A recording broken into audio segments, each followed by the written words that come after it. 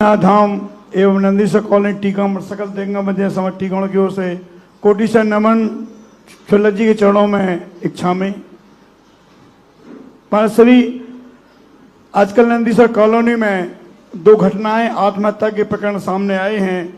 समाज के सामने ये समस्या है। जिज्ञासा समाधान में कई बार आया है कि 6 महीने का सूतक लगता है, लेकिन सूतक पातक की विस्तृत परिभाषा न होने से क्या वो पीड़ित परिवार मंदिर जा सकता है, देव दर्शन कर सकता है आदि आदि के बारे में हे महाराज श्री जिज्ञासा समाधान करें विस्तृत रूप से, ताकि हम सबको समाधान मिल सके। नमोस्तु महाराज।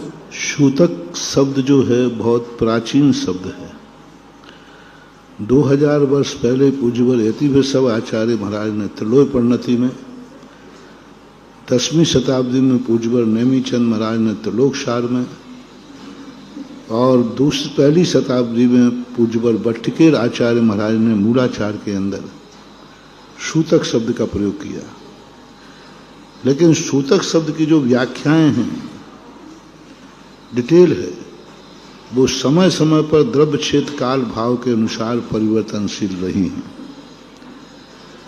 और उनके लिए जो सामाजिक व्यवस्थाओं के अंदर जहां किस प्रकार की व्यवस्था है वो रहती है। सामान्यतः अभी सारे भारतवर्ष में सामान्य मरण होने पर 13 दिन का, यानी 13वें दिन वह विधान, 12 दिन का सूतक है, 13वें दिन वो विधान करके सारी क्रियाओं में शामिल होता है। जन्म का सूतक 10 दिन का होता है, 11वें दिन वो मंदिर में जाने लायक हो जाता है। अब ये रही दुर्घटना की, 11वें दिन वो मंदिर में जाने लायक हो जाता है। अब ये रही दुर्घटना की, जो मरण की, आत्महत्या की, इस संबंध में जो परंपराएं सारे भारत की हैं 6 महीने की। जब उदयपुर मेरा चतुर्मास था उस समय एक ऐसी घटना घटी। एक सबसे बहुत बड़ा परिवार था, एक व्यक्ति का ने सुसाइड कर लिया। अब वो सारा परिवार कहता 10 लाख क्षण पर हम कैसे छोड़। बहुत बड़ी मीटिंग हुई वहां पर, चारों तरफ के लोग इकट्ठे हुए, मेरे सानिध्य में थी, सारे डिस्कशन हुए, 2.5-3 घंटे मीटिंग चली।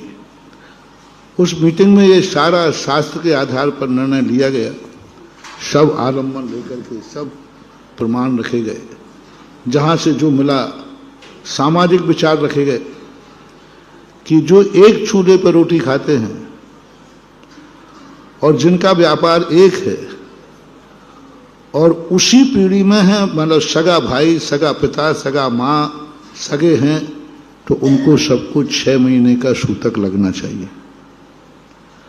और 6 महीने के तक वो मंदिर में पूजा नहीं करेंगे, पाठ नहीं करेंगे, मंदिर की कोई वस्तु छुएंगे नहीं। मंदिर के दर्शन वहां तक जाके करेंगे जहां तक गंधर्व बाजे वाले आदि जाते हैं, ढोलक वाले जाते हैं, ढोल मजीरा वाले जाते ना, तो जो बालक वहाँ तक जाते वहाँ तक वो जाएंगे। हमारी शास्त्रीय भाषा में इसे हम नृत्य मंडप बोलते हैं। 3 मंडप होते हैं। सबसे पहले मंदिर का श्रृंगार चौकी होती है जो मंदिर के बाहर होती है। बाहर के बाद एक कौली होती है, कौली के बाद एक साल होती है। साल में महासूतक वाले, महासूतक कहलाता है मरण का 3 दिन और जन्म के 5 दिन। इसे पुरानी परंपरा में खारी बोलते थे और शोर बोलते थे। 5 दिन की क्या होती थी? शोर। तो वो साल तक ही जाएंगे, यानी गेट के अंदर प्रवेश करके एक साल यानी आज की भाषा में बरामदा, उस बरामदा में बैठ करके भगवान के दर्शन करके अपना करेंगे। फिर जो सूतक आ जाता है लघु मध्यम सूतक, जन्म के शेष 5 दिन और मृत्यु के 10 दिन, वो नृत्य मंडप तक जाएंगे। नृत्य मंडप का अर्थ होता है जहाँ पर नृत्य गंधर्व आदि सभी लोग जाते हैं, तो नृत्य मंडप तक जाएंगे। फिर उसके बाद होता है एक गुण मंडप। गुण मंडप उसे कहते हैं जहाँ पूजा करने वाले, भगवान का अभिषेक होता है, जहाँ पर शुद्ध कपड़े वाले जाते हैं, उसको गुण मंडप बोलते हैं। भगवान वहाँ बैठते हैं, अभिषेक होता है, शुद्ध कपड़े पहनते हैं, उस गुण मंडप में नहीं जाते हैं। सूतक वाला, कोई भी लघु सूतक वाला या महासूतक वाला गुण मंडप में नहीं जाना चाहिए। गुण मंडप के बाद होता है गर्भगृह, जहां भगवान सदा स्थायी रूप से बैठते हैं। गर्भगृह की व्यवस्था तो कोई भी नहीं जाना चाहिए, अशुद्ध कपड़ों में सूतक हो या न हो, गर्भगृह में तो शुद्धि के साथ जाना ही चाहिए। ये एक मंदिर की व्यवस्थाएं बनाई गई। चूंकि आज मंदिर इस पैटर्न पर नहीं बन रहे, आरसीसी का जमाना है, जनता को बहुत खुला चाहिए, तो वो मंडप आदि नहीं बने। तो आप लोग क्या करें, जहां पर शुद्ध लोग वस्त्र पूजन पाठ करते हैं, भगवान को अपन पांडुशिला पर रखते हैं, उस एरिया में सूतक वाले को नहीं जाना चाहिए। मंदिर की चटाई, मंदिर की टेबल, मंदिर का कोई भी चीज उसको नहीं छूना चाहिए, कोई भी चीज नहीं छूना चाहिए। जाप देगा, जहां भगवान दिख रहे हैं, नृत्य मंडप में बैठ करके भगवान की पूजा करेगा, भाव पूजा करेगा, अपने हाथ से जाप देगा, पाठ करेगा, इसमें कोई बाधा नहीं है। हाँ, प्रवचन सभा में आएगा, चूंकि ये फर्श पर जैन अजैन सभी बैठते हैं, तो इन सबके साथ बैठेगा। ऐसा नहीं कि वो उसको फर्श में मीटिंग में आ सकता है। समाज के प्रवचन चल रहे हैं, सांस्कृतिक कार्यक्रम चल रहे हैं, उनमें बराबर वो भाग लेगा। सुआ सूतक का उससे कोई लेना देना नहीं। मूल सुआ सूतक से है अभिषेक, पूजन और आहार दान से, और उस स्थान पर वो ये क्रिया नहीं करेगा, और जहां ये क्रिया होती है वहां पर वह जाकर प्रवेश नहीं करेगा।